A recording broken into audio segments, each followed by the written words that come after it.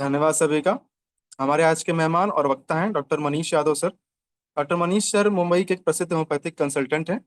Way the other song international academy में consultant के रूप में कार्यरत हैं और मीरा रोड तथा विक्रोली में अपनी निजी प्रैक्टिस भी संचालित करते हैं। साथ ही साथ अपने छात्रों के बीच प्रेरणादायी शिक्षण के लिए भी जाने जाते हैं। होम्योपैथी में चुनौतीपूर्ण मामलों को लेने के उनके उत्साह ने उन्हें कई विख्यात होम्योपैथिक विशेषज्ञों के मार्गदर्शन में प्रशिक्षण प्राप्त करने की यात्रा तक पहुंचाया है। वे होम्योपैथिक विज्ञान के एक समर्पित और उत्साही विद्यार्थी भी हैं। मैं सर से अनुरोध करता हूं कि वे अपना व्याख्यान प्रारंभ करें और अपने ज्ञान और अनुभव को हमारे साथ साझा करें। Over to you sir. Thank you doctor Swapnil, thank you very much for this introduction. So आज का जो टॉपिक है आप लोग सबने देखा होगा टेम्पलेट के ऊपर। हम past history, family history, right, evolution of disease, इसके बारे में कुछ बात करने वाले हैं। इनफैक्ट लास्ट टाइम मेरी जब बात डॉक्टर साहनी से हो रही थी तो मैं उनको कह रहा था कि डिफरेंट वेज ऑफ प्रिस्क्रिप्शन है ना, लोग अलग अलग तरीके से प्रिस्क्रिप्शन करते हैं और अच्छी बात है, इंडिविजुअलाइज प्रिस्क्रिप्शन है। बट इसके तर्ज पे या इसके साथ साथ हमें ये चीज नहीं भूलना चाहिए कि डिजीज का इवोल्यूशन कैसे होता है और कहाँ से आता है, उसकी उत्पत्ति कहाँ से होती है और क्यों होती है। तो बेसिकली मेरे सारे पहले के लेक्चर्स में मैंने बहुत केसेस दिखाए हैं, बट आज मैं शायद कोई केस वीडियो नहीं दिखाने वाला हूँ। मैं कुछ कॉन्सेप्ट आपके समक्ष रखने वाला हूँ। तो हम लोग चलेंगे और थोड़ा सा बैक जाएंगे, हैंडमैन के पास जाएंगे, ऑर्गेनॉन में जाएंगे और वहां से मैं कनेक्ट करूंगा आज इस वक्त मैं उसको किस तरह से अपने प्रैक्टिस में यूज करता हूँ और कैसे वो मुझे हेल्प करता है बेसिकली आज के दौर में, राइट। तो उसको हम स्टार्ट करते हैं जर्नी। हम शुरुआत करेंगे। आज हम बात करने वाले हैं इवोल्यूशन ऑफ डिजीज, बट हम पहले शुरुआत करेंगे इवोल्यूशन ऑफ द वर्ड। ये माइज्म जो वर्ड है, ये वर्ड बहुत बार हमने यूज किया और आप जो लोग मुझे सुन रहे हैं आप लोग ने देखा होगा कई बार मैंने अपने लेक्चर्स में, केसेस में माइज्मेटिक बैकग्राउंड के बारे में बहुत चर्चा की है और केसेस दिखाए हैं। तो मेरे कुछ सालों से लगभग मुझे लगता है 7-8 सालों से मैं इसके ऊपर बहुत काम कर रहा हूँ और मेरे केसेस, कई कई केसेस में, पैथोलॉजिकल केसेस हो या क्रॉनिक केसेस हो, उसमें कोशिश करता हूँ कि पीछे जाके देखूं। पहले तो बहुत सुपरफिशियली मैं देखता था, एम्पेरिकली प्रिस्क्रिप्शन मेरे काफी होते थे, पर जैसे जैसे प्रैक्टिस धीरे धीरे बढ़ रही है, समझ बढ़ रही है, अब मुझे ये जानने में बहुत इच्छुकता होती है कि यार ये बीमारी कैसे पैदा होती है। तो पर पहले हम बात करेंगे ये जो वर्ड माइज्म है, इसके इसका इवोल्यूशन और उत्पत्ति कैसे हुई। और मैं ज्यादा टाइम नहीं लूंगा, ऑफकोर्स मुझे पता है यहाँ सब लोग जानते हैं इसके बारे में, बहुत पढ़ा हुआ है, बट मैं कुछ चीजें मैं बताऊंगा जो मैंने अभी रिसेंटली मैंने सीखी है कहीं से। टॉलेकॉज्म, ऑर्गेनॉन में ये वर्ड है, हमने कॉलेज में पढ़ा था। इसका मतलब क्या है? Find out the cause and remove the effect. So Hahnemann जब आए उसके पहले टॉलेकॉज्म के बारे में काफी सारी बात होती थी। 2 मिनट, मैंने जो प्रिस्क्रिप्शंस होते थे वहां पे जो मोड ऑफ थिंकिंग प्रोसेस था कि भाई कॉज को ढूंढो, कॉज निकल गया तो इफेक्ट निकल जाएगा, इसे कहते हैं टॉलेकॉज्म। हैनमैन ने इसको बहुत ज्यादा क्रिटिसाइज किया था। तो इसका मतलब है कि हैनमैन कॉज के अगेंस्ट थे, क्योंकि उसके पहले लोग कहते थे कॉज निकालो तो इफेक्ट निकल जाएगा। और हैनमैन के जितना हम स्टार्टिंग में पढ़ेंगे, हैनमैन ने इसको बहुत क्रिटिसाइज किया, बट हमको ये चीज समझनी पड़ेगी कि हैनमैन ने इसे क्रिटिसाइज नहीं किया था। हैनमैन ने किस चीज को क्रिटिसाइज किया था?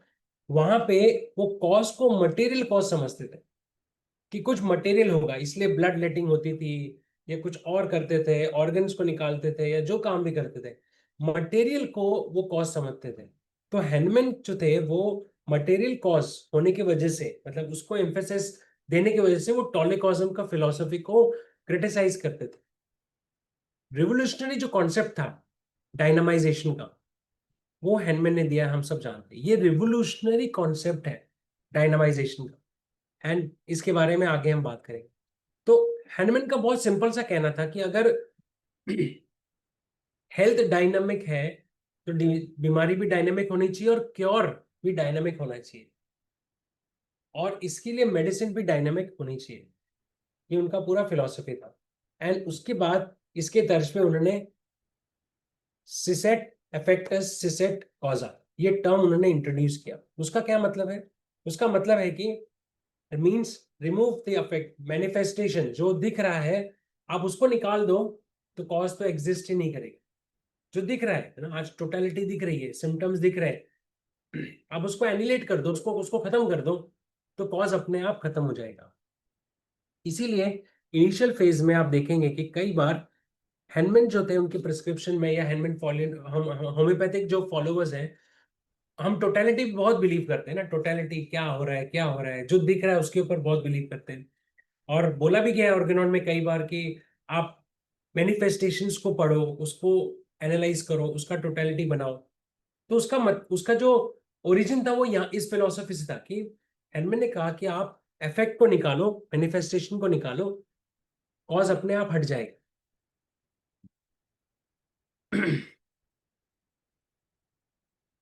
बट जब हम अफोरिज्म नंबर 5 पढ़ते हैं तो आप देखोगे अफोरिज्म नंबर 5 में वो कहते हैं अक्यूट डिजीज ठीक करना है तो एक्साइटिंग कॉज ढूंढो, और क्रॉनिक डिजीज ठीक करना है तो फंडामेंटल कॉज ढूंढो। तो यहां तो वो कॉज की बात कर रहे हैं और पहले उन्होंने उस चीज को कॉन्ट्राडिक्ट किया। तो ये क्या था, ये ऐसा क्यों हुआ? तो ऐसा इसलिए हुआ कि उनका जो मतलब था कहने का वो ये था कि जो हेनमैन क्रिटिसाइज कर रहे थे ना कॉज, वो कॉज था जब आप उस कॉज को, बीमारी का कारण को मटेरियल समझते हो। उस वक्त के जो फिजिशियन थे उनके दिमाग में ये था कि मटेरियल की वजह से कुछ कॉज होता है। जैसे आज के एलोपैथिक सिस्टम है, उसके पास आप जाओ थ्रोट इन्फेक्शन है तो कहेंगे स्ट्रेप्टोकोकल इन्फेक्शन है, इकोलाई है, यूरिन में बर्निंग है, तो वो बैक्टीरिया ढूंढेंगे, सब्सटेंस ढूंढेंगे, या ब्लड काउंट आपका ऊपर नीचे हो रहा है, वो कॉज मटेरियल ढूंढते हैं। और यही चीज पहले भी थी, तो इस चीज की वजह से वो कॉज वाला जो कॉन्सेप्ट है उसको उन्होंने क्रिटिसाइज किया। तो ऐसा क्या हुआ कि जो व्यक्ति कॉज के फिलॉसफी को कॉन्ट्राडिक्ट कर रहा था, वो थोड़े समय के बाद अपने ऑर्गेनॉन में एक फॉरिज्म में लिखते हैं कि अक्यूट में और क्रॉनिक में आपको कॉज देखना बहुत जरूरी है। तो ऐसा क्या चेंज आया, ऐसा क्या ड्रिफ्ट हुआ उनके लाइफ में? उन्होंने ये चीज को समझा कि जो कॉज हम बात कर रहे हैं वो डायनेमिक कॉज की बात कर रहे हैं, और ये चीज वो प्रोपोगेट करना चाहते थे। माइज्म जो वर्ड है, अभी इसका ना बहुत सारा मीनिंग है। टेंट है, कुछ लोग बोलते हैं, कुछ पॉल्यूटेंट बोलते हैं, बहुत सारे इसके वर्ड्स हैं।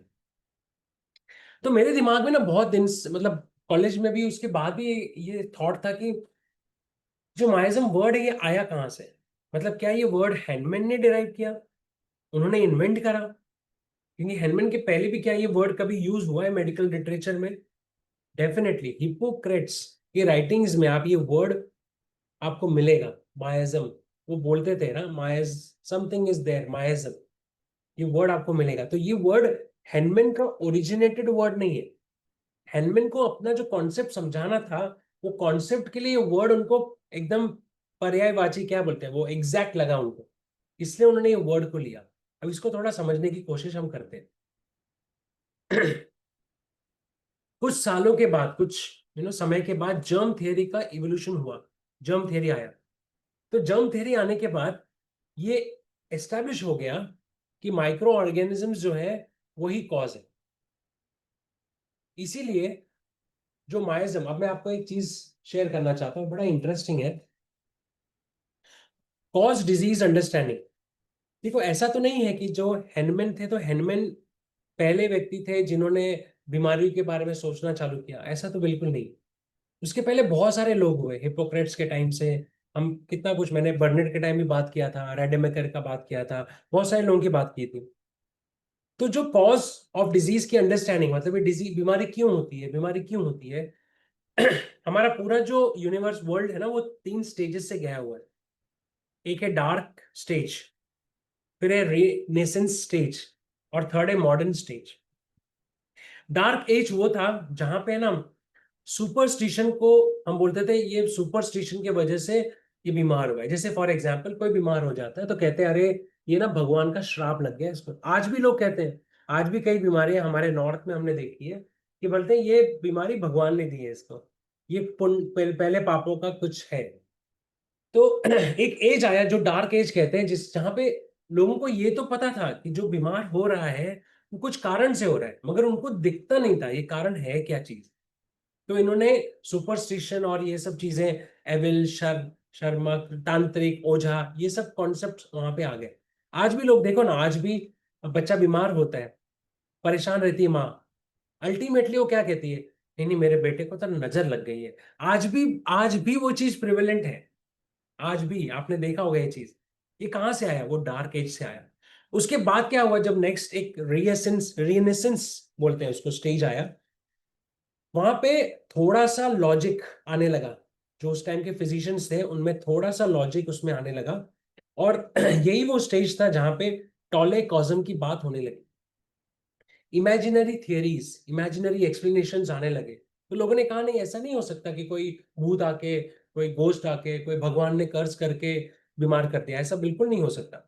तो कुछ ना कुछ कॉन्सेप्ट्स आने लगे, और वहीं पे आप देखोगे कि रैशनलाइजेशन स्टार्ट हुआ। और यही वो समय था जहां पे टॉले कॉजम का बात था। मतलब लोगों को पता था कि अगर कोई बीमार पड़ रहा है तो कुछ तो है, मगर वो क्या कुछ तो है वो नहीं पता था लोगों को। इसीलिए ये वर्ड मायाजम्स को आप कनेक्ट अगर करना चाहे तो मायाजम इक्वल्स टू कॉज, बस इतना मैं समझाने की कोशिश कर रहा हूँ। एंड डेफिनेटली उसके बाद मॉडर्न आया, जहां पे जर्म थियरी आ गई। जर्म थियरी आने के बाद, जर्म थियरी तक, मतलब उसके पहले तक लोगों को तो पता ही नहीं था लोग बीमार क्यों पड़ रहे हैं, इसलिए बहुत सारे हाइपोथेसिस आए। बट जब जर्म जर्म थियरी आ गई तो लोगों को, तब उनको, साइंटिस्ट को या फिजिशियंस को लगने लगा कि भाई हमने तो कारण ढूंढ लिया। मतलब ये बैक्टीरिया था, इसकी वजह से बीमारी थी। ये ट्यूबरकुलर बैसिला है, इसकी वजह से बीमारी है। ये स्ट्रेप्टोकोकल है, ये निमोकोकल है, और सब अलग अलग बैक्टीरियाज और वायरसेस सब ढूंढने लगे। तो उनको लगा मटेरियलिस्टिक है ये कॉज, ऑर्गेनिज्म कॉज है। और यही फेज है जहां पे एक्सपेरिमेंट्स होने लगे, और डेफिनेटली हम भी उसी मॉडर्न एज की उत्पत्ति है। तो माइज्म जो जर्म थ्योरी के पहले वो लोग सोच रहे थे कि ऐसी कोई चीज है जो जाती है बॉडी में और कुछ बीमारी पैदा कर देती है, उसको एक आधार मिल गया। और माइज्म बन गया माइक्रो ऑर्गेनिज्म बेसिकली। तो क्या है माइज्म बेसिकली? तो ये हम जर्म थ्योरी के पहले अगर समझना चाहें, something which is not perceptible to our senses but it's the cause. मतलब ये कोई ऐसा चीज है जो हमको समझ में नहीं आता, हम समझ नहीं सकते अपने सेंसेस से। हमारा जो 5 सेंसेस है, वो सेंसेस से हम इसे ढूंढ नहीं सकते, समझ नहीं सकते। वो चीज को, वो जो भी चीज है, उसको हम माइज्म कहते हैं, राइट। इसी चीज को हेनमैन ने फंडामेंटल कॉज या तो बताया, और हेनमैन ने ये चीज वहां से ली। तो ये एग्जाम्पल मैंने इसलिए दिया ताकि आपको समझ में आए कि हेनमैन ने ये कहां से लिया और इसको क्यों लिया। ओके।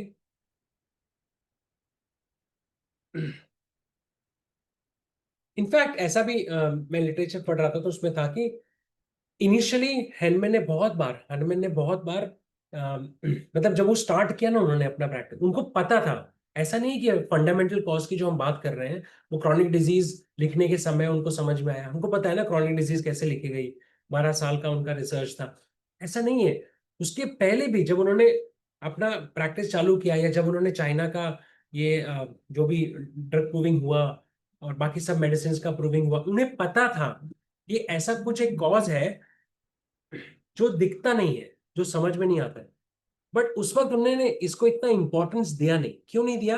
क्योंकि उन्हें ये चीज लगा यार सिम्टम दिख रहा है, मैं सिम्टम दवाई दे दूंगा, पेशेंट तो ठीक हो जाता है। तो जो चीज समझ में नहीं आती, जो चीज दिखती नहीं है, मैं उसको कैसे समझाऊं? पर क्या हुआ, कुछ सालों की प्रैक्टिस के बाद उन्हें समझ में आया कि मैं पेशेंट को दवा देता हूँ, वो थोड़ी देर ठीक होता है, फिर वापस आता है, फिर देता हूँ, फिर ठीक होता है। वो प्रक्रिया चलती रही। फिर उनका ट्यूबलाइट जला कि नहीं यार, ये जो मैं समझ रहा हूँ ये तो है, मैं इफेक्ट के ऊपर ध्यान दे रहा हूँ, मैनिफेस्टेशन निकाल रहा हूँ, मगर कॉज है, कुछ तो है, और इसे ढूंढना पड़ेगा। जब तक मैं उसे ढूंढ नहीं लेता तब तक मैं ठीक नहीं कर पाऊंगा पेशेंट्स को। और वहां से उनकी जर्नी चालू होती है और क्रॉनिक डिजीज निकल के आता है। And that's how fundamental cause जो है वो निकल के आया। तो ये एक इवोल्यूशन मैंने आपको समझाया कि माइजम्स का जो वर्ड है ना, कई बार इतना कंफ्यूजन हम क्रिएट कर देते हैं। कोई कंफ्यूजन नहीं है। माइजम एक सिंपल चीज समझिए माइज्म का मतलब होता है कॉज। अब हम इसको आगे समझने की कोशिश करते हैं। प्रैक्टिकली हम इसे कैसे यूज कर सकते हैं प्रैक्टिस में। अब ये तो थियरी हो गई, मैं इसके ऊपर और 2 घंटा लेक्चर ले सकता हूँ, बट कोई मतलब नहीं उसका। अब हम बात करते हैं प्रैक्टिकल की। भाई मैं क्लिनिक में बैठा हूँ, मैं पेशेंट देख रहा हूँ, मुझे पेशेंट ठीक करना है। अब बताओ जी प्रैक्टिकल क्या है, इवोल्यूशन कैसे हुआ। ये जो पास्ट हिस्ट्री और फैमिली हिस्ट्री जो हम पेशेंट्स की पूछते हैं, पहली बात तो बहुत सारे होम्योपैथ्स पूछते ही नहीं है पास्ट और फैमिली हिस्ट्री, उनको इंटरेस्ट ही नहीं होता है इसमें। शायद इसलिए कि उनको इसका इंपॉर्टेंस समझ में नहीं आता। मैं आपको बताऊं, मैं हर हर जगह पे पास्ट और फैमिली हिस्ट्री पूछता हूँ। इनफैक्ट कई बार ऐसा होता है कि 7 8 9 10 फॉलोअप हो चुके होते हैं, और फॉलोअप में कहीं में अगर अटक जाता हूँ, फिर भी मैं बैक जाके पूछता हूँ कि आपको क्या क्या बीमारी हुई थी। कई बार पेशेंट्स मेरे जो बोलते हैं, सर आपको कितनी बार तो बताया मुझे ये बीमारी हुई है, बट ये मैं बार बार पूछता हूँ। पता है क्यों? क्योंकि मैंने नोटिस किया है कि कई बार कुछ फॉलोअप्स के बाद पेशेंट अचानक से बोलता है, अरे सर मुझे ना टीबी हुआ था। अच्छा, मेरी दादी को टीबी हुआ था। वो अभी तक नहीं बताया उसने 5 फॉलोअप में, मगर छठे सातवें फॉलोअप में उसने बताया। क्यों? क्योंकि मैं परसिस्टेंटली आई वाज आस्किंग, मैं पूछ रहा था उसको। मैं क्यों पूछ रहा था? क्योंकि मुझे पता है जहां भी मैं अटकूंगा ना, अगर मेरा रेमेडी काम नहीं कर रहा है, तो या तो मैं कॉम्प्लीमेंट्री या रिलेटेड रेमेडीज पढ़ूंगा, और अगर उससे भी नहीं रिजल्ट मिल रहा है तो डेफिनेटली मैं कुछ मिस कर रहा हूँ। वो मिस क्या है, वो मुझे पास में जाके मालूम पड़ेगा। इसलिए इवोल्यूशन मतलब पास्ट हिस्ट्री और फैमिली हिस्ट्री बहुत ही सटीक से, बहुत ध्यान से, समय देके लेना चाहिए, बार बार। ये फॉरजन नंबर 5 है, इसको मैं पूरा पढ़ने वाला नहीं हूँ। आप सबको पता है फॉरजन नंबर 5 का जो सारांश है वो ये है कि अक्यूट डिजीज अगर ठीक करना है तो एक्साइटिंग कॉज ढूंढो, क्रॉनिक डिजीज ठीक करना है तो फंडामेंटल कॉज ढूंढो। अब हम आगे चलते हैं। फंडामेंटल कॉज, फंडामेंटल मतलब बेसिक, बेसिक कॉज जो क्रॉनिक डिजीज में हैंडमैन ने बताया, और उसको वर्ड माइज्म बोला उन्होंने। वो उसका एक्चुअल मतलब ऑफ कोर्स आपको पता है, सोरा सिफिलिस साइकोसिस, मैं उसकी बात नहीं कर रहा। उसका जो रियल मीनिंग है ना, रियल मीनिंग इसको आप समझिए, real meaning is aetiological. Aetiological miasm को अगर मैं समझाना चाहूं आपको, उसका पर्यायवाची शब्द है इटियोलॉजिकल, मतलब कॉज। तो अब अगर मैं पेशेंट के सामने बैठा हूं और मुझे उसका माइज्म समझना है या माइज्मेटिक ट्रेड्स ढूंढने, तो मैं उसको एक ही सवाल पूछूंगा, मैं अपने दिमाग में एक ही सवाल रखूंगा कि इसकी बीमारी चालू क्यों, ये बीमार क्यों पड़ा, पहला बीमारी इसको क्या हुआ। और इसके ये थॉट प्रोसेस मुझे पीछे लेके जाएगा उसके पास्ट और पास्ट हिस्ट्री, फैमिली हिस्ट्री।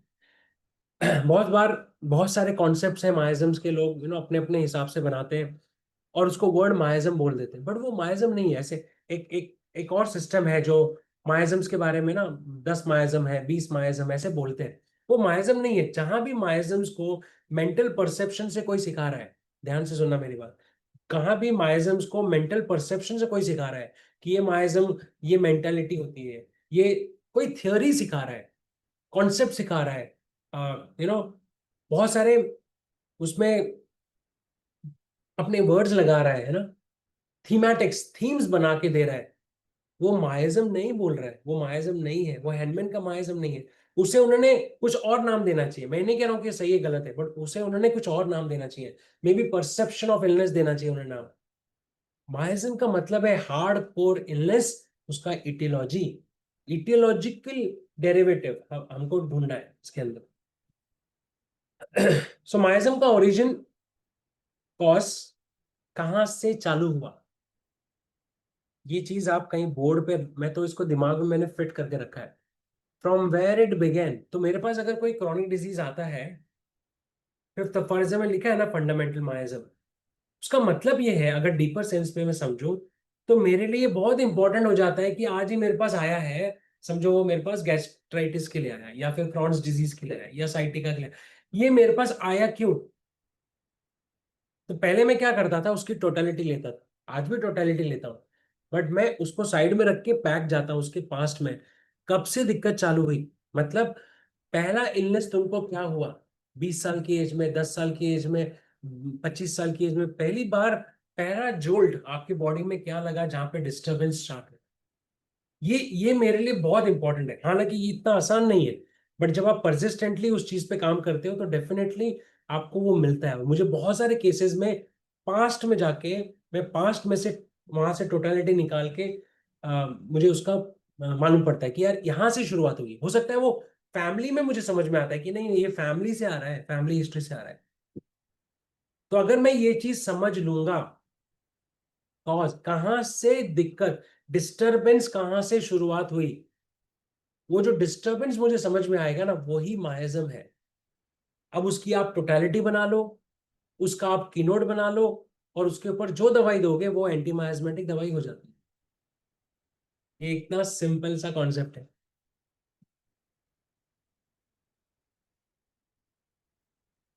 आगे चलते हैं। हेनमेन्स का बेसिक एटियोलॉजी क्या था? आप सब जानते हैं, सोरा, साइकोसिस, सिफिलिस।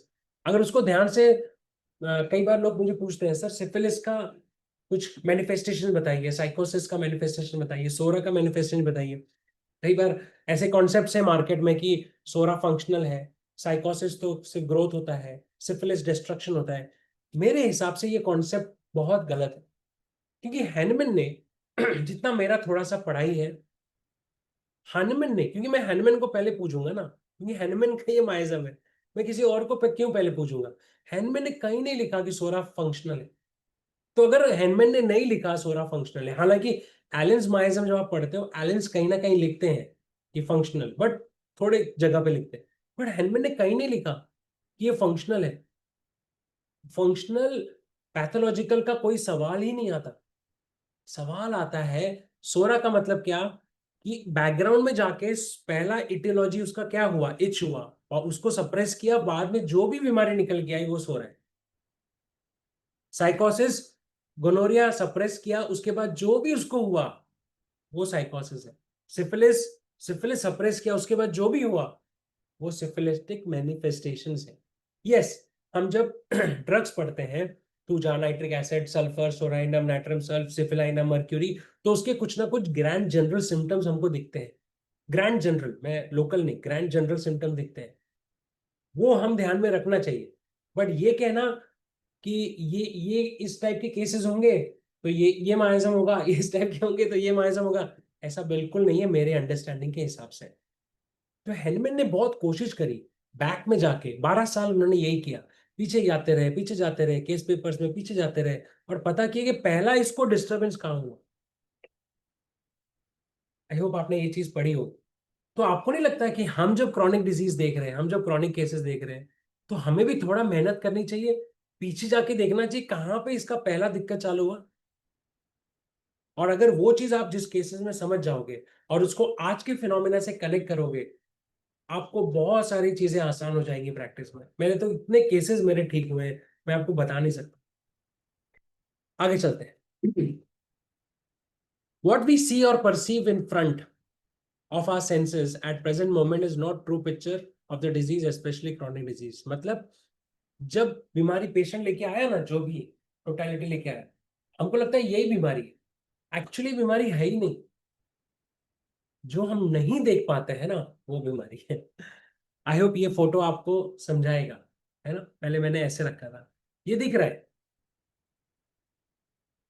अब बता सकते हो किसका चेहरा है? ये लड़का है, लड़की है, गोरा है, काला है, इंडियन है, अमेरिकन है, कौन है? आप नहीं बता सकते। जो नहीं दिख रहा है ना, वही एक्चुअल बीमारी है। और हमारा काम एज अ होम्योपैथ यही है कि हमें ये पकड़ना है। ये फोटो भी आप देखिए, आपको ये लगेगा कुछ तो क्रिएचर है। बोले क्या क्रिएचर है? कोई बोलेगा लेडीज है, कोई बोलेगा मेल है, मैं बोलूंगा ये जानवर भी हो सकता है, कोई भी हो सकता है, कोई भी कास्ट क्रिएट कल्चर का हो सकता है। तो ये जो फेडेड वर्जन है ना, फेडेड जो पिक्चर है, जो दिख रहा है बीमारी में, जो फेडेड पिक्चर है, इसी को हम माइज्म कहते हैं। और हम जो दिख रहा है उसके हिसाब से, अपने हिसाब से उसको पल्सेटला, एकोनाइट, नाइट्रमसल बना के दे देते हैं टोटलिटी बेस पे। मगर वो कई बार औंधे मुंह गिर जाता है, क्योंकि हमने पीछे जाके नहीं देखा, उसको समझने का कोशिश नहीं करा।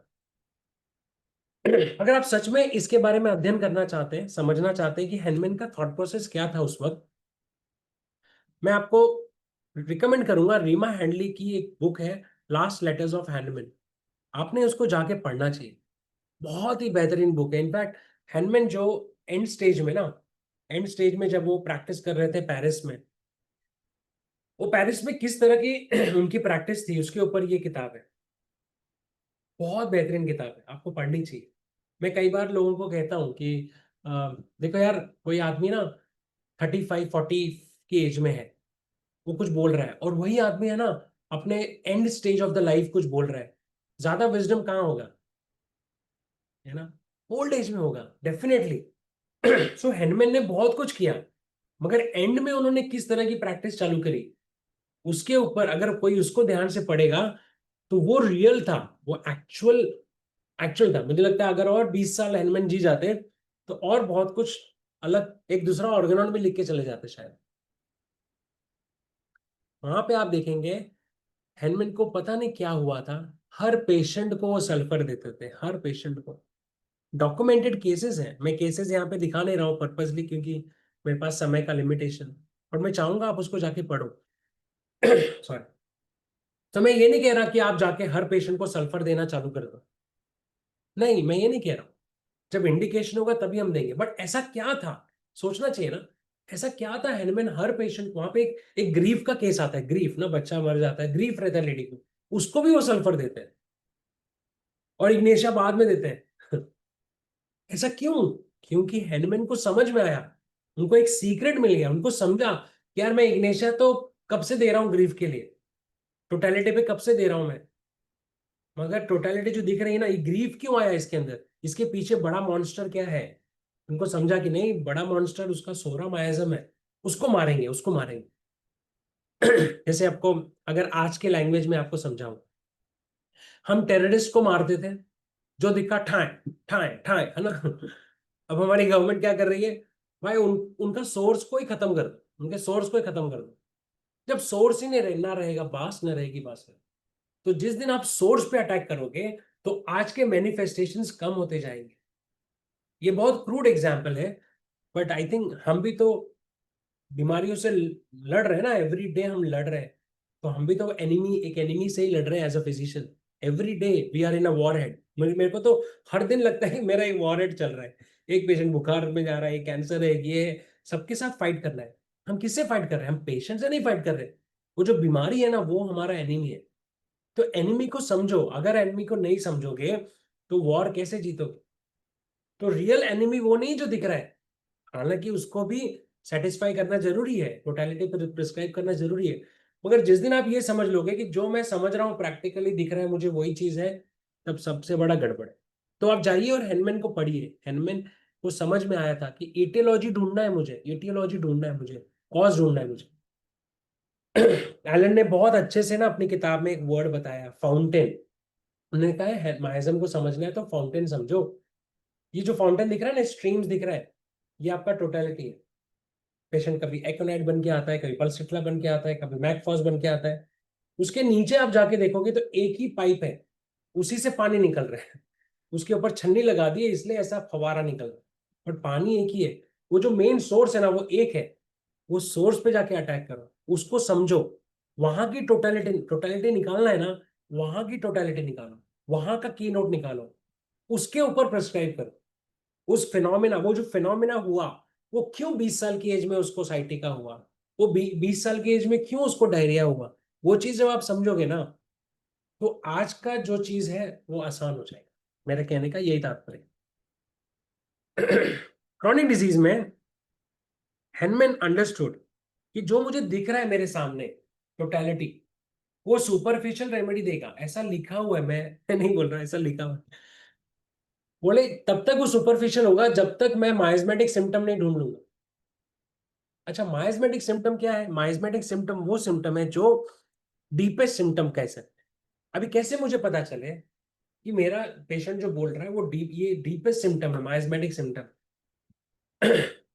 पेशेंट को एक सिम्टम है, कोई भी सिम्टम है, फॉर एग्जाम्पल उसका विजन, विजन फॉगी हो जाता है जब उसको हेडेक होता है, एग्जाम्पल दे रहा हूं। ये सिम्टम उसको जब वो 10 साल का था तभी भी था, 20 साल का हुआ तभी भी है, आज वो 40 साल की एज में तभी भी यही सिम्टम है। मतलब इतना सारा सप्रेशन करने के बाद भी वो एक सिम्टम टॉप पे है, वो सप्रेस नहीं हुआ, उसको हम कहते हैं माइजमेटिक सिम्टम। वो आपके हायरार्की में, रेपर्टरी में या फिर सिम्टम हायरार्की में टॉप पे होना चाहिए। इसका मतलब पेशेंट का वाइटलिटी अच्छा है और वो सिम्टम सप्रेस नहीं हुआ। जैसे फॉर एग्जांपल कोई बोलता है कि मैं कोई भी सिम्टम ले लो, उसको एक तरह का कोई क्रेविंग है समझो, मुझे खट्टा खाना बहुत पसंद है, एग्जाम्पल दे रहा हूँ, मैं तो अचार मिल गया तो मैं तो यार खट्टा बहुत पसंद है। आज वो 30 साल 35 साल की एज में आपके पास आया, बहुत सारे क्रॉनिक इलनेस उसको है, बहुत मेडिसिन उसने ली है, एलोपैथी या होम्योपैथी जो भी ली है, बट वो खट्टा खाना बचपन से है उसको। बेटा बचपन से मेरे को खट्टा खाना पसंद है, मैं मर जाऊं मगर खट्टा खाना नहीं छोड़ूंगा, बीमार होता हूं तो भी खट्टा खाता हूँ, हेल्दी रहता हूँ तो भी खट्टा खाता हूँ। तो खट्टा, क्रेविंग फॉर सार, ये आपका टॉप प्रायोरिटी सिम्टम होगा, ये डीपेस्ट सिम्टम। तो वो सिम्टम जो इतना सप्रेस करने के बाद भी बचपन से अभी तक चला आ रहा है, अगर ऐसा कोई सिम्टम आपको मिलता है तो आपकी टोटलिटी में वो सिम्टम टॉप पे होना चाहिए। ये चीज आप ध्यान रखिए, इसको हम कहते हैं माइजमेटिक और डीपेस्ट सिम्टम।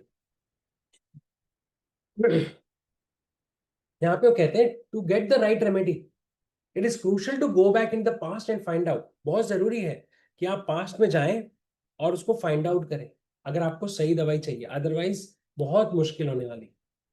और इसी को हैंडमैन ने कहा फंडामेंटल कॉज, इसी को कहा उन्होंने fundamental cause, the appropriate remedy. तो आई होप आप समझ रहे होंगे मैं क्या कहना चाह रहा हूं। जो हमें दिख रहा है उस पर टोटालिटी हम बना के दे रहे हैं, अच्छी बात है, बट कोशिश करिए कि पीछे जाके टोटालिटी पीछे का बना के दीजिए, पीछे का बना के दीजिए। Idea is looking back, go and look back. Of course आज का ध्यान रखिए, आज उसको जो हो रहा है टोटालिटी पे दवा दीजिए, बट आप क्रॉनिक डिजीज ठीक कर रहे हैं ना। क्रॉनिक डिजीज मतलब 5-10 साल पुराना बीमारी लेके आया हूँ, तो पीछे क्या क्या हुआ वो भी एक साइड में आपको ध्यान रखना ही चाहिए। और इसी की तर्ज पे अगर आप देखोगे तो क्रॉम्पटन बर्नेट ने बहुत अच्छा काम किया। अब अगर क्रॉम्पटन बर्नेट का मैं कुछ एग्जांपल्स यहाँ पे दूंगा, मैंने पहले भी दिया होगा, क्योंकि ये क्रॉम्पटन बर्नेट ने तो मेरा पूरा जिंदगी चेंज किया, मैंने बहुत कुछ सीखा है उनकी किताबों से। मैंने उनके केसेस के ऊपर बहुत सारे यूट्यूब वीडियोस बना के डाले हैं, कि किसी को अगर इंटरेस्ट है तो वो केसेस वहां से पढ़ सकता है। जैसे रिंगवर्म का एक एग्जांपल है ना, रिंगवर्म में हम बैसिलिनम बहुत देते हैं और उसका नाम ही है बैसिलिनम बर्नेट, क्योंकि बर्नेट ने उसको प्रूव किया था। कई बार लोग कहते हैं, लोग क्रिटिसाइज भी करते हैं बर्नेट को कि ये बहुत स्पेसिफिक दवाई देते थे, और मैंने तो मेरे सर्कल में बड़े बड़े सीनियर्स को मॉक करते हुए देखा है बर्नेट को, हाँ हाँ वो ही ना जो स्पेसिफिक देता था। बट उन्होंने किसी ने जाके ना उसका किताब खोल के अच्छे से पढ़ा नहीं।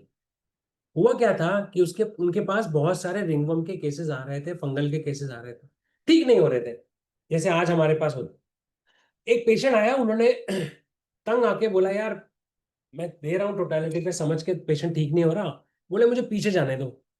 वो गए उसके back back back back past history, उनको समझ में आया इसको टीबी हुआ। टीबी का हिसाब से उन्होंने उसको बैसिलिनम दिया, पेशेंट ठीक हो गया। अब जब ये पेशेंट ठीक हो गया, आप सोचो ना, जब आप एक कोई बीमारी से जूझ रहे हो, अचानक से वो ठीक हो जाए, कितना यूरेका मोमेंट हो जाता। वो पेशेंट तो ठीक हो गया, पेशेंट ठीक हो गया तो इनका ट्यूबलाइट जला। फिर नेक्स्ट रिंगवर्म आया, तो हर रिंगवर्म को पूछने लगे तुमको पास्ट में क्या हुआ, जिस जिसने बोला। और ऐसा हुआ उस वक्त की मेजोरिटी ऑफ रिंगवर्म पेशेंट्स जो आ रहे थे, उनको पास्ट हिस्ट्री ऑफ ट्यूबरक्लोसिस या फैमिली हिस्ट्री ऑफ ट्यूबरक्लोसिस था, और उनको बैसिलिनम वो देते गए और वो ठीक होते। तो कहना बैसिलिनम रिंगवर्म की दवाई है, नहीं, बैसिलिनम पास्ट इलनेस ऑफ ट्यूबरक्लोसिस की दवाई है।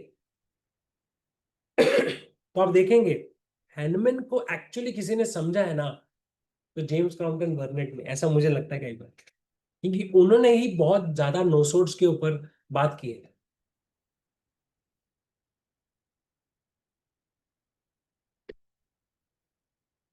सॉरी। वैक्सीनोसिस, एक छोटी सी किताब है वैक्सीनोसिस। बर्नेट ने ही बात की थी कि वैक्सीन जो हम लेते हैं उसके बाद जो डिजीजेस होते हैं, है ना, मेजेरियम है, थूजा है, नाइट्रिक एसिड है, सिलिक, बहुत सारे है ना वैक्सीन के ऊपर। तो ये भी क्या है, ये भी कॉज है। सो कोई चीज इंड्यूस हुआ, उसके बाद डिस्टरबेंस हुआ, उसको एनिलेट करो। ये हम करते हैं day in and day out. इसी के तर्ज पे आप उसको एक्सपांड कर सकते हो और उसको हाइड्रोजेनिक डिजीज से कंपेयर कर सकते हो। कोई बहुत सारा, मुझे अभी भी याद है, मैं एक बार कलकत्ता में था जब स्टार्टिंग में सरकार सर के पास था मैं, और सर कई बार है ना टबैकम टबैकम टबैकम देते थे बहुत सारे पेशेंट बीच बीच में। और मुझे समझ में नहीं आता था टबैकम देते क्यों, क्योंकि मैं टबैकम जब पढ़ता था तो उसका टोटलिटी उसमें समझ में नहीं आता था। Vomiting and collapse and all those things. तो मैंने एक बार सर को पूछा, सर आप टमैकम क्यों दे देते हो? सर ने बहुत प्यार से समझाया, बोले कि मैं इसे कितना भी दवाई दूं ना, ये ठीक नहीं होगा, क्योंकि ये तंबाकू छोड़ता नहीं है, ये तंबाकू छोड़ता ही नहीं, कितना समझाया इसको। तो तंबाकू जब बार बार ये इरिटेंट लेते जा रहा है, तो मुझे उसको भी तो नलीफाई करना पड़ेगा। इसके लिए मैं टमैकम देता हूँ, लोबिल, इन्फ्लाटा, ये सब दवाइयां सोचता हूँ। कोई एंटीबायोटिक्स ले रहा है बार बार, हम देते हैं ना नक्सोमिका फॉलोड बाय सल्फर। तो ये सब जो हाइड्रोजेनिक दवाई है, इटिविक्रम, वेरम, एलोसोकाट्रिना, कितना ब्यूटीफुल रेमेडीज है ड्रग इंड्यूस्ड चीजों का। तो हार्मोनल रेमेडीज लाइक एरिस्टोलोका क्लेमेटिस, और उसी के तर्ज पे हम सार्कोड्स भी सोच सकते हैं, ईस्ट्रोजन, प्रोजेस्टेरॉन, टेस्टोस्टेरॉन, वो अलग बात हो गई। बट मोटा मोटी अगर बात करें कि जो भी हिंड्रेंसेस पेशेंट के अंदर आर्टिफिशियली भी जा रहा है, वो भी इटियोलॉजी है, वो भी माइज्म की अंडरस्टैंडिंग में आता है। बर्नेट ने वही किया, बर्नेट ने पास्ट में जाके पता किया कौन सा बीमारी है, उसको ठीक करो। अरे इसने क्या गड़बड़ किया, अरे इसने वैक्सीन ले लिया, अरे वैक्सीन की दवाई दो, टोटलिटी कुछ भी होने दो, बाद में टोटलिटी के लिए हम वापस से दे देंगे, पहले बड़ा बड़ा जो दुश्मन है उसको उसको ठीक करते हैं। बर्नेट की किताब पढ़ेंगे ना, तो उसमें आपको दिखेगा कि वो एक लाइन में लिखते थे, पूरा पूरा डिजीज उसका लिखते थे। क्या हुआ निमोनिया, क्या हुआ टीबी, क्या हुआ गैस्ट्रिक अल्सर, क्या हुआ, जो जो हुआ सब लिखते थे, हेडेक, माइग्रेन। उसके बाद वो हर एक एक चीज का नोट देते थे। निमोनिया हुआ, ओके। मीजल्स हुआ, निमोनिया हुआ, बैसिलिनम ले लो इंटरकरेंटली। मीजल्स हुआ, एमएमआर सोचो। चिकन पॉक्स हुआ, जो भी हुआ, कार्सिनोसिन था। इस तरह से वो हर बीमारी को एड्रेस करते जाते थे, one by one in the follow, along with managing the totality. मैं उस पर ज्यादा बात नहीं करूंगा, बट आप लोग वीडियोस देख के समझ सकते हो। बट मैं यहाँ पे तो एक सिर्फ कॉन्सेप्ट आपको समझा रहा हूँ कि जब तक हम वो हिंड्रेंसेस को भी एड्रेस नहीं करेंगे, और हम सोचेंगे कि यार हम तो बैठ के 1 घंटा मैंने मस्त दवाई लिया, वो पेशेंट ऐसे बैठा था, ऐसे बैठा था, उसने ऐसे बात किया, उसने ये डिल्यूजन बोला, उसने ये सिम्टम बोला, मुझे लगता है इसका क्या माइंड सिम्टम है, उसका क्या सिम्टम, ऐसे करके जब एसेंस इसका ये है, failure is inevitable in practice, failure is inevitable. जितना ग्राउंडेड हम रहेंगे ना, उतना ज्यादा हम पेशेंट्स को, अपने आसपास सबको हेल्प कर सकते हैं, राइट। और इसमें बहुत बड़ा रोल आता है हमारी कॉम्प्लीमेंट्री रेमेडीज का। हमारे रिलेशनशिप जो हम एलन, स्पेशली एलन स्किनोड और बोगर साइनेप्टिक की में अब जब पढ़ते हैं हम लोग, वो जो आजू बाजू की रेमेडीज होती है, बहुत मिराकल्स होते हैं, बहुत मिराकल्स होते हैं, राइट।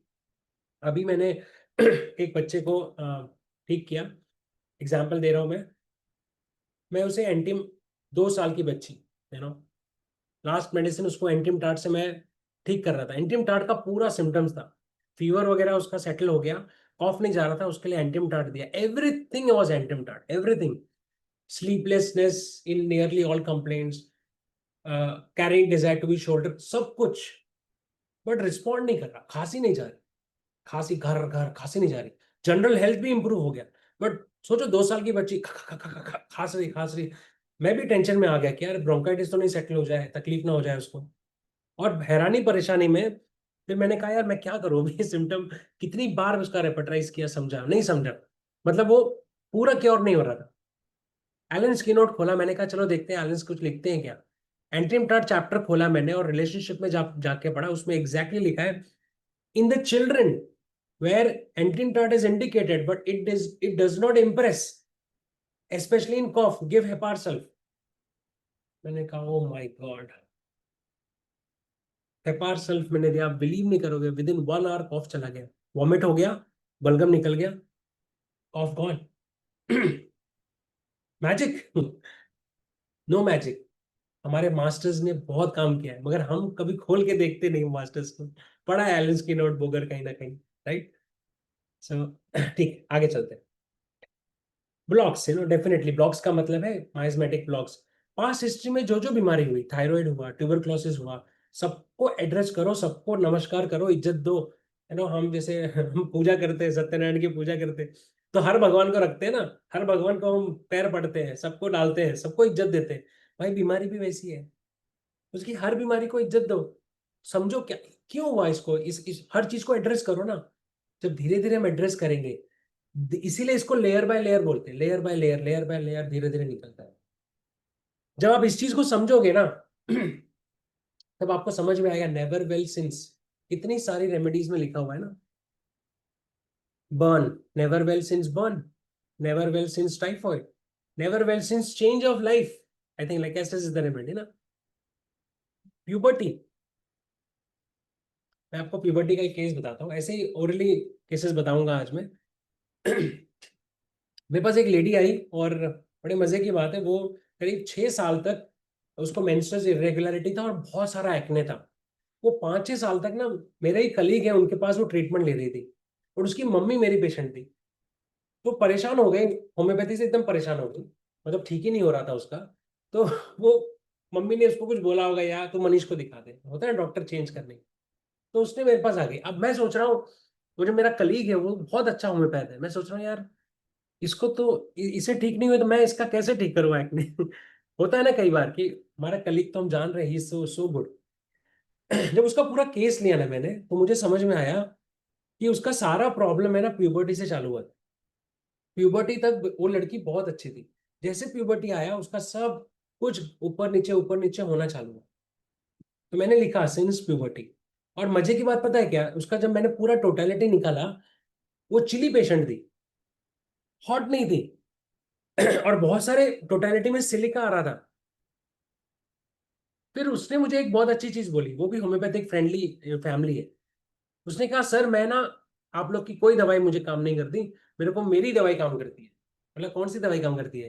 बोले मैं को जब तकलीफ होती है मैं पल्सेटला ले लेती हूँ। मैंने कहा क्या? बोले क्या? बोले हाँ, मेरे को सर्दी खांसी बुखार, पल्सेटला मेरा मस्त काम करता है, ये मैंने सर को भी बताया था। मैंने कहा तुम पल्सेटला से ठीक हो जाती हो, अक्यूट ठीक हो जाता है? बोली हाँ। मैंने उसको सिलिका दे दिया, क्यों? क्योंकि एलिस में लिखा है the chronic of pulsatilla is silica, hot patient becomes chilly. Chilly हो गई वो, and you will not believe, पूरा एक्ने ठीक हो गया, मेंसेस रेगुलर था वो पूरा ठीक हो गया, मैजिक हो गया विद इन 2-3 मंथ्स। कोई मैजिक नहीं, वो लिखा हुआ है, क्योंकि हमने समझा नहीं ना, हमने पास्ट में जाके समझा नहीं। गड़बड़ कहाँ से हुआ? टोटलिटी तो कोई भी बना सकता है। हिस्ट्री ऑफ निमोनिया, ब्रोंकाइटिस, हम लेते हैं ना ये सब चीजें, सेप्टिक फीवर। यहाँ बहुत सारे मेरे सीनियर कलीग्स हैं जिन्होंने पायरोजन कितनी बार यूज किया हो पास्ट में। बहुत सेप्टिक फीवर था, डब्ल्यूबीसी काउंट बहुत हाई गया, बहुत एंटीबायोटिक दिए। आप पायरोजन से शुरुआत करके तो देखो कितना ड्रास्टिक रिजल्ट आता है, क्योंकि वो सेप्टिसीमिया जो हुआ उसका जो विरुलेंस है वो कौन निकाले? आज वो लेकेसिस लग रही है आपको, पल्सेटला लग रही है, बट वो जो विरुलेंस हुआ इतना सारा सेप्टिसीमिया का, फॉर एग्जाम्पल, उसके लिए कुछ तो एनिलेट करना पड़ेगा ना। तो पायरोजिनम है, और भी दवाइयां हैं, बट पायरोजिन मेरे दिमाग में अभी जस्ट आया। इंजरी, क्रॉनिक इंजरी, कई साल पहले इंजरी हुआ, आर्निका हम सोचते हैं, बट आपको पता है कार्बोवेज भी एक दवाई है। अगर एलन स्किनोड में आप पढ़ोगे long lasting injury effects of, तो कार्बोवेज के सिम्टम मिल रहे हैं। एग्जॉस्टिंग डिजीज के बाद कुछ दिक्कत हो रही है, may be carbo veg could be one of the thing. मेरे पास एक केस है मेरे रिलेटिव का, थायराइड बहुत बड़ा था, थायराइड गॉइटर का, उन्हें गॉइटर था। मैंने उसको आयोडम से ठीक किया था, बट आयोडम में ना इंजरी, उसको इंजरी था, उसने कुछ किया और इंजरी हुआ, उसके बाद वो एक्साइड हुआ। बट आयोडम में इंजरी तो है ही नहीं, सारा कुछ आयोडम मैच कर रहा था। तो मैंने ढूंढना चालू किया, मुझे नहर में मिला एक rubric, injury to the glands, उसमें कोनायम वगैरह के साथ आयोडम लिखा हुआ है। आई वाज शॉक्ड, मैंने कहा शिट, हमने कभी सोचा ही नहीं कि आयोडम। तो कितनी सारी चीजें हमको नहीं बताती। तो यही चीज मैं कह रहा हूँ कि जो टोटलिटी आप ले रहे हैं वो लीजिए, जैसे आयोडम में मैंने टोटलिटी लिया उसका, मगर पास में जाके वो कहाँ से शुरुआत हुई उसको कनेक्ट करा। मुझे नहीं मिला तो मैंने ढूंढा, और जब मुझे मिल गया, विद इन फ्यू डेज उसका पूरा स्वेलिंग चला गया। ये चीज मैं बताने की कोशिश कर रहा हूँ आज के इस सेशन में। अक्यूट डिजीज, इन्फ्लुएंजा, आप सिर्फ है ना, अगर आपके पास सॉफ्टवेयर है ना, आप सिर्फ डालो इन्फ्लुएंजा, सिर्फ इतना डालो, बोरिक ऐसा डाल दो, इन्फ्लुएंजा बोरिक एलेंस, इतना डाल दो, क्लार, देखो कितनी सारी दवाइयां हैं इन्फ्लुएंजा के लिए। तो इन्फ्लुएंजा के बाद गैस्ट्राइटिस हुआ, इन्फ्लुएंजा के बाद हेडेक हुआ, इन्फ्लुएंजा के बाद हीमोलाइटिक डिजीज हुआ, दवाई चेंज हो जाती। हमको शायद इन्फ्लुएंजाइनम पता है, जिलसेमियम पता है, बट ऐसी बहुत सारी है दवाइयाँ, छोटी छोटी छोटी छोटी दवाइयाँ। मेरे सर हैं, मेरे सीनियर हैं, one of my gurus doctor Dhanipkar, Gajanan Dhanipkar, ये मैंने उनसे सीखा। उन्होंने बहुत सारे इन्फ्लुएंजा के ऊपर ना बोरिक में से बहुत सारी चीजें निकाली, और बहुत अच्छा वर्क उनका बोरिक में। तो इन्फ्लुएंजा हम सोचते भी नहीं है, सर्दी खांसी वायरल होता रहता है लोगों को। जैसे मैं अभी खो कर रहा हूँ, मुझे भी थोड़ा सा बारिश हुई है, थोड़ा सा गड़बड़ हुआ है, बट इन्फ्लुएंजा हुआ उसके बाद ऐसे कैसे होता है कि उसको वायरल हुआ, उसके 1 महीने के बाद थायराइड डिटेक्ट हो गया, 1 महीने के बाद उसका किडनी फ्लक्चुएट होने लग गया, 2 महीने के बाद कुछ तो कनेक्शन होगा। तो आपको नहीं लगता वो ढूंढना चाहिए, इन्फ्लुएंजा और किडनी में कोई है क्या ऐसा रेमेडी? बट जब आपके दिमाग में, हमारे दिमाग में ये होगा ही नहीं कि पास्ट इतना इंपॉर्टेंट होता है, तो हम पास्ट में जाएंगे नहीं, पास्ट में जाएंगे नहीं, तो इन्फ्लुएंजा समझ में आएगा नहीं। हम आज के ऊपर उसको पूछते रहेंगे, और बताओ कैसे लगता है, कैसे लगता है, अच्छा लगता है, और बताओ, और पूछते रहेंगे, और हम मेंटल मेंटल मेंटल करते करते खुद मेंटल हो जाएंगे, बट राइट मेंटल सिम्टम हम कभी नहीं ले पाएंगे, right. Boger sign of Boger, Boger का इंट्रोडक्टरी रेपर्टरी है, बोगर जनरल एनालिसिस करके। मैं चाहिए तो डॉक्टर साहनी को पीडीएफ भेज दूंगा। उसमें एमएल धवरे सर ने पूरा एक फॉरवर्ड लिखा है, जनरलाइज रेपर्टरी, जो बोगर साइनोप्टिक की में जो जनरलिटीज चैप्टर है ना, उसका एक अलग से एक रेपर्टरी, वही वही सिम्टम्स है, उसमें एक फॉरवर्ड है बहुत बढ़िया। और एमएल धवरे सर ने जो मेंटल सिम्टम्स के बारे में लिखा है कि क्या क्वालिटीज चाहिए समझने के लिए, आपको पढ़ना चाहिए एक बार। जिस दिन वो पढ़ लोगा ना, होम्योपैथ पढ़ लेगा ना, उस दिन से वो इतना सिंसियर हो जाएगा मेंटल सिम्टम लेने में कि उसको जब तक श्योरिटी नहीं मिलेगी उसको छुएगा नहीं। मैं तो छूता ही नहीं मेंटल सिम्टम्स को जब तक मेरे को ब्रॉड जनरल सिम्टम या बहुत स्पेसिफिक ना मिले, क्योंकि कई बार हम फंस जाते हैं, हम फंस जाते हैं, हम फंस जाते हैं, हमको वैसे सिखाया जाता है। तो ये मैं अपनी तरफ से मेरा परसेप्शन बता रहा हूँ, मैं किसी को सही या गलत नहीं बता रहा हूँ। जो मैंने सीखा है, जो मैंने फेलियर्स लिए हैं, उसको मैं शेयर कर रहा हूँ। एग्जॉस्टिंग डिजीजेस हमको पता है, रेमेडी सोराइनम है, फॉस्फोरिक एसिड है, बहुत सारी, राइट, निमोनिया, फ्लू की बात की। सो इंपॉर्टेंट क्या है आज के सेशन में, जो इंपॉर्टेंट है बात है भाई, सॉइल पता करो, फैमिली हिस्ट्री, पास्ट हिस्ट्री, यहाँ पे पास में लिखा है सॉइल। सरकार सर हमेशा मुझे बोलते थे, बेटा look at the soil, look at the soil. मैं समझता ही नहीं था क्या बोल रहे हैं। अरे बेटा सॉइल देखो, सॉइल किसके ऊपर, अनाज किस पे उगा है वो देखो, धरती कैसी है, फिर समझा ओ अच्छा, धरती मतलब फैमिली हिस्ट्री, पास्ट हिस्ट्री, उसको जाके टोटलिटी लेना है, उसको एक्सप्लोर करना है। वो मैंने अगर एक्सप्लोर किया और आज से कनेक्ट किया, तब मैं जाके जो आइडियल क्योर की हम बात करते हैं वो कर सकते हैं। Of course it requires study, but ठीक है। अभी आपको पता ही है, मैं इसके ऊपर नहीं जाऊंगा, फैमिली हिस्ट्री में ये सब बीमारियां आती है। माइजम्स का भी वीडियो मैंने बनाया हुआ है, अगर किसको चाहिए देख सकते हैं, but I think okay. Conclusion क्या है? अब हम कंक्लूड करते हैं, मेरे पास 10 मिनट है, 5 मिनट में मैं कंक्लूड करूंगा। कंक्लूजन, ये पूरा सारांश मैं जो बताने की कोशिश कर रहा हूँ, जो मैंने शुरुआत करी माइजम हैनुमैन के पहले से और अभी लेके आया, मैं आपको ये बताना चाह रहा हूँ कि पहला सवाल एज अ फिजिशियन प्रैक्टिकली, आज का टॉपिक क्या है, प्रैक्टिकल ना, प्रैक्टिकली मेरे को ये, अब मैं समझ गया इटियोलॉजी है, अब मुझे क्या करना चाहिए। पेशेंट जब मेरे पास आएगा, देखो टोटलिटी तो मैं कभी भी ले सकता हूँ। जैसे आज मुझे खराश हो रही है, अभी मैं यहाँ पे डॉक्टर राम को देख रहा हूँ, डॉक्टर बसंत को देख रहा हूँ, मेरे स्क्रीन पे डॉक्टर पंकज है ना। आप मुझे ये तो कभी भी पूछ सकते हो ना, अच्छा क्या हो रहा है, दुख रहा है, मोडालिटी, सब कुछ ले सकते हो, क्योंकि ये तो प्रेजेंट है। अगर ये बार बार हो रहा है मुझे, तो हमारा काम है इसको भूल जाने का और पीछे जाने का। भैया तुम अपनी लाइफ में बताओ, पहला दिक्कत तुम्हारे साथ क्या हुआ? नहीं नहीं, कुछ नहीं हुआ था। अरे देखो, सोचो सोचो, 20 साल 25 साल पे, बचपन में, फिर शायद आपको मैं बोलूंगा, मेरा ना एक मेजर सर्जरी हुआ था। क्या हुआ था? कुछ नहीं, ऐसे ये हुआ था। अच्छा फिर? नहीं, एडमिट था एक बार। अच्छा डेंगू हुआ था। अच्छा ये अरे नहीं, मेरे फैमिली में अस्थमा है, मेरे दादा को है, दीदी को है। अच्छा अच्छा। तो पूरा ध्यान फोकस उधर चले जाता है, उसको एलिसिट कर लो, उसका एक एक बना लो, साइड में रख लो, फिर आ जाओ, अच्छा बताओ अभी क्या हो रहा है?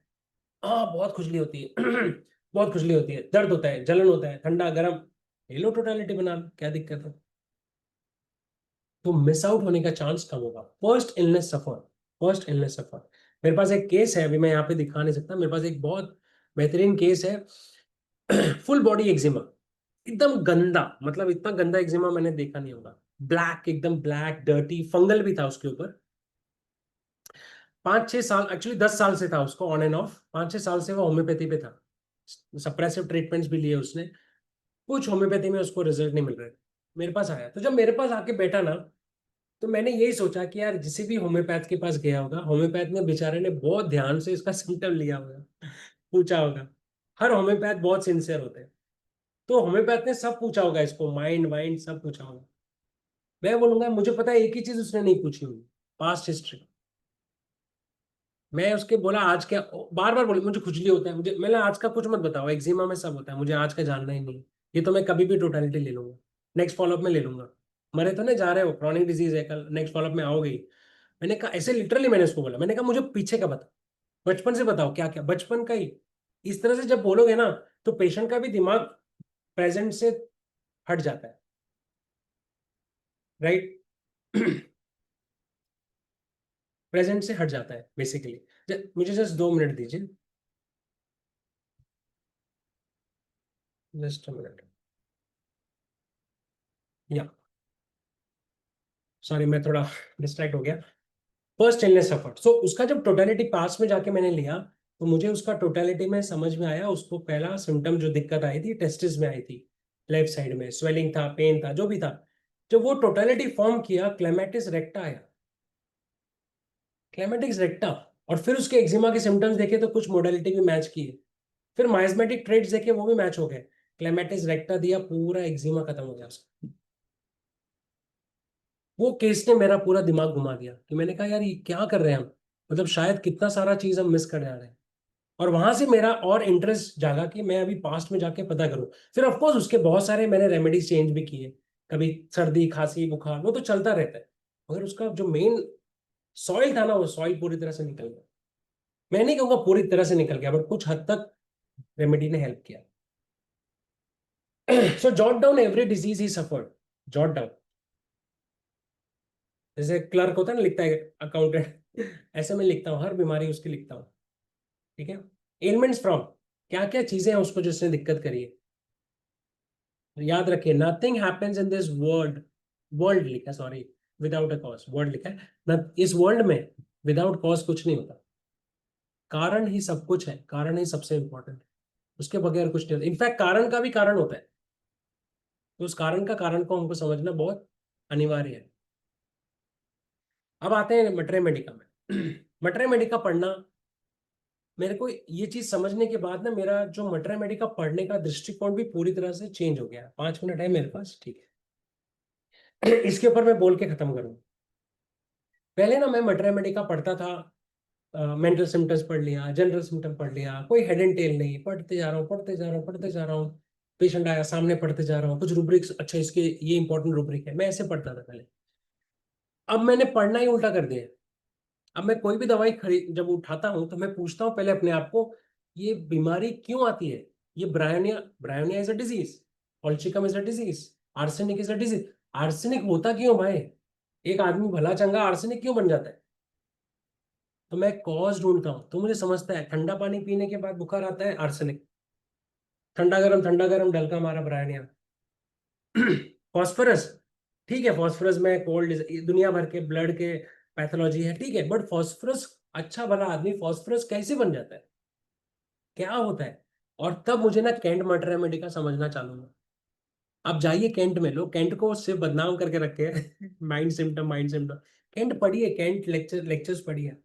मैं आपको एक एग्जांपल देता हूँ, कॉल्चिकम जाके पढ़िए आप, आज ही जाके पढ़िए। उसमें लिखा है कॉल्चिकम रूमेटॉइड की रेमेडी है, हमको पता है, ठीक है। स्पेसिफिक, बट कितना स्पेसिफिक काम करता है आप भी जानते हैं। उसमें लिखा है कि पेशेंट को ना पहले रूमेटॉइड नहीं आता, पेशेंट पहले कहीं गया होता है ठंडे में, उसको ठंड लगती है, और उसका पेशाब बंद हो जाता है, मतलब स्लो हो जाता है, यूरिनेशन सप्रेस हो जाता है, कम होने लगता है। फिर कुछ दिनों के बाद उसको रूमेटॉइड या यूरिक एसिड बढ़ जाता है। क्यों? क्योंकि ऑक्सलेट्स क्रिस्टल्स यूरिन से पास नहीं होते, वो जमा होने लगते हैं, और फिर वो बैकलैश करते हैं, और फिर गाउट और रूमेटॉइड डिजीज पैदा होता है। ये कॉल्शिकम में लिखा है, ये मेरे को पता ही नहीं था कभी, क्योंकि मुझे तो यही पता था खाना बनेगा तो उल्टी आती है तो कॉल्शिकम दे दो। पर वो कहाँ से आया, बीमारी कैसे पैदा होती है, जब ये मैंने पढ़ा तो मैंने सोचा यार अब मेरे पास जब पेशेंट आता है तो मुझे ये पूछना चाहिए कि इसके पहले तुमको क्या हुआ था, छोटी छोटी चीज बताओ। तब वो बोलेगा ना हाँ मेरे को ना पेशाब का दिक्कत हो गया था, 1 साल पहले मेरा पेशाब रुक गया, मतलब रुका नहीं था बट बहुत कम हो गया था। कैसे हुआ था, मैं ठंडे में गई थी। तब शायद मैं रेपर्टरी में ढूंढूंगा कोल्ड इफेक्ट यूरिनरी कंप्लेंट, तो उसमें कॉल्शिकम दिख जाएगा शायद मुझे। ऐसे मेरे पास एक पेशेंट है अभी रोमेटॉइड की, उसको मैंने फाइटोलेका दिया है। पहले बहुत सारे रेमेडी यहाँ वहाँ कुछ कुछ ट्राई कर रहा था मैं, ठीक नहीं हो रही थी। मैं बास्ट में गया तो मुझे मालूम पड़ा ये सब कुछ ठीक था इसका, ये प्रेगनेंसी लैक्टेशन के बाद से इसका हेल्थ डिटोरेट हुआ और उसको ना मेस्टाइटिस हुआ। पहला बीमारी उसको मेस्टाइटिस हुआ। तो एलिमेंट्स फ्रॉम मेस्टाइटिस जब बोरिक में देखा 4-5 दवाई उसमें फाइटोलेका है। और बार बार इस पेशेंट को मैं कभी ब्रायनिया देता था, कभी रेस्टॉक्स देता, कभी ब्रायनिया देता था, कभी रेस्टॉक्स। फिर मुझे क्लिक हुआ ब्रायनिया रेस्टॉक्स को मिलाएगा तो फाइटोलेका बनता है, एनएम चौधरी ने लिखा है। और फाइटोलेका देने से वो पेशेंट काफी हद तक ऑलमोस्ट क्योर तो नहीं बोल सकते रोमेटॉइड में, बट पेशेंट आज मेरे पास चल के आती है, राइट। तो अब मैंने इस चीज को एनहांस किया क्योंकि मेरे सर गुरु डॉक्टर सरकार हमेशा कहते थे मटरे मेडिका जिसका स्ट्रांग है ना वो अच्छा क्लिनिशियन होगा। बट मुझे ये समझ में नहीं आता था कि मटरे मेडिका में सरकार सर जैसा कैसे करूँ बोलते थे पढ़ते रहे। बट उनके साथ में उनके साथ दिन सानिध्य में रहते रहते मेरे को धीरे धीरे विजडम आया और ये सब चीज जब मेरे साथ हुई तो अब जाके मैंने मटरे मेडिका पढ़ने का तरीका ही बदल दिया और इतना इंटरेस्टिंग हो गया। अब मैं समझो लेकेसिस उठाता हूँ तो मैं लेकेसिस, पता है मुझे जेलेसी है, ये साइड वो साइड है, सब पता है। बट यार लेकेसिस लेकेसिस बनता क्यों है, फिर समझेगा मेंटल प्लेन पे ये उसके फैमिली में डिस्टरबेंस होगा, वहां से जेलेसी स्टार्ट होगी, चेंज ऑफ लाइफ होगा। ये सब कारण जब तक नहीं मिलेगा तब तक वो दवा में नहीं दे सकता। तो मैंने ये पूरे कॉन्सेप्ट को सिर्फ कॉन्सेप्ट नहीं रखा, इसको मैंने प्रैक्टिस में डाला अपनी स्टडी के लिए, क्योंकि मुझे तो एनहांस करना है ना अपनी स्टडी। तो मैंने बनाना। अपनी स्टडी को एनहांस किया धीरे धीरे और ये इवोल्यूशन का जो कॉन्सेप्ट है इसको यूज करके मैथमेटिका में डाला। एंड लास्ट ऑफकोर्स बहुत सारे लेयर्स होते हैं, धीरे धीरे वो आपको पता है, धीरे धीरे आप उसको निकाल सकते हो वन बाय वन राइट। ठीक है, अभी मैं केसेस तो नहीं बताऊंगा, मैंने बता ही दिए कुछ कुछ cases. So I am done with it, मेरा आज का सेशन यही समाप्त होता है and back to the host. Manish ji, आपका जो केसेस है उसको नेक्स्ट सेशन में ले लेंगे। हाँ देख लेंगे, केसेस बाद में कर लेंगे। ओके, तो क्योंकि अब हम लोग का समय भी नहीं है, 1 मिनट का है, तो आज जो हम लोगों का ये 15 अगस्त पर, और खास करके मैं आपका तो विशेष रूप से धन्यवाद देना चाहूँगा मनीष जी कि आप इतने व्यस्त रहने के बाद में आपका सेशन, कुछ बहुत सारे प्रायर इंगेजमेंट्स थे जिसको कि आपने कैंसिल करके आज यहाँ लिया।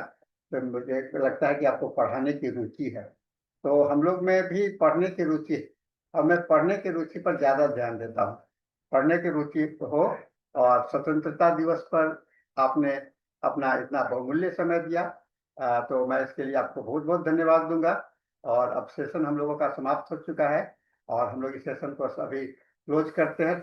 8:30 हो गया है। इंग्लिश सेशन हम लोग का शुरू होने वाला है, हम लोग तुरंत इंग्लिश सेशन में ट्रांसफर करते हैं। तो थैंक यू मनीष जी, फिर आइए, हम आपसे फिर बात कर लेंगे, ठीक है ना। आपको भी लगता है कि व्यस्त हैं, आप जा निकलिए, हम लोग इसको क्लोज करते हैं। So session is handed over to doctor Rucha Mahavidya.